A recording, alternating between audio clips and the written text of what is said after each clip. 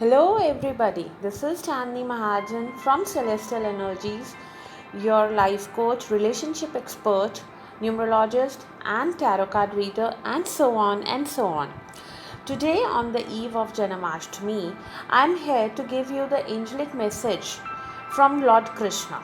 So, let us focus on one of the three decks and see what Krishna is saying us on the eve of Janmashtami.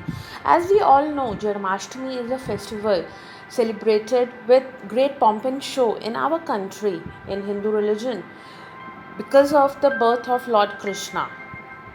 Gokul ka Gwala, Nandlala, Kanha, and so on and so on. There are n number of names which we can actually call Lord Krishna. So let us focus on any of the three decks, any of the three piles which are placed here, pile number 1, pile number 2, and pile number 3, and let's see what Lord Krishna is going to say to us.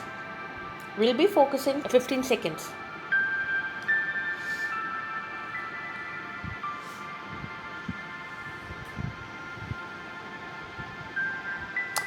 So let's start.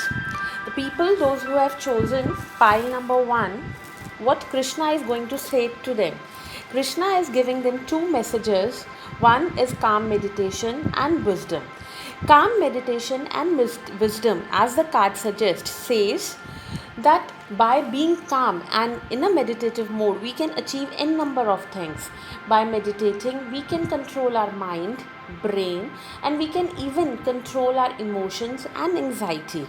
By wisdom, we can even defeat the big devils, as we all know that the devils were destroyed by the wisdom of Lord Krishna. Then the lights only lighten up the knowledge, and the lights only give us the way, show us the path, how we are going to be and how we are going to overcome the obstacles. So the wisdom of light is very important and play a very important role in our life.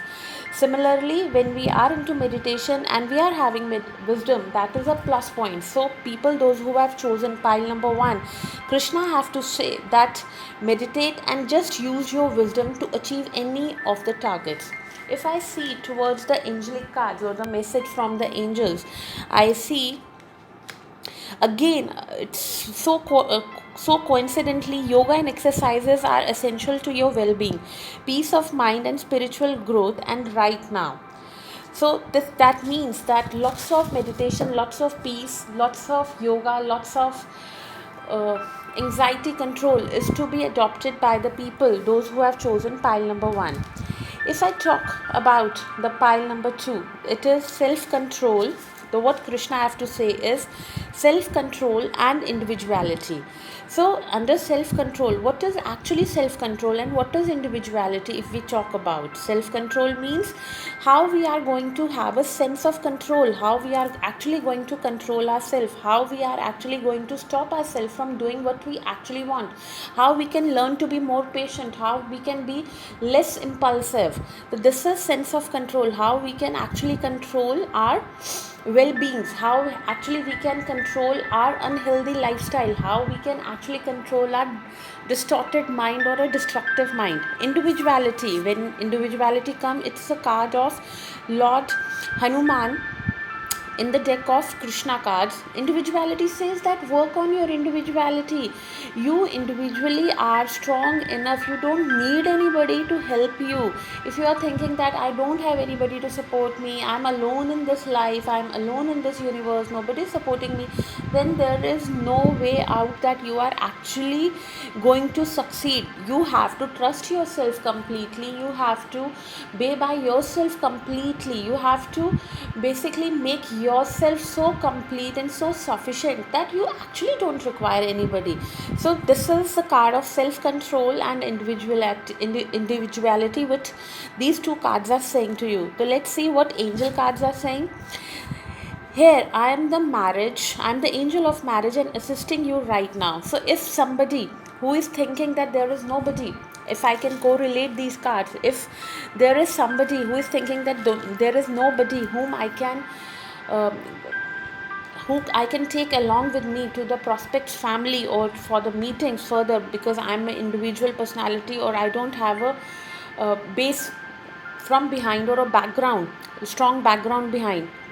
Nothing to worry, you individually are strong enough to take care of yourself. You individually are more capable of an army, more capable than an army. So just be yourself, trust yourself, develop lots and lots of things, lots of control in yourself, lots of control of impulsiveness among yourself. Stay blessed. If I see towards the third pile is telling me the sacred Om and the pure devotees.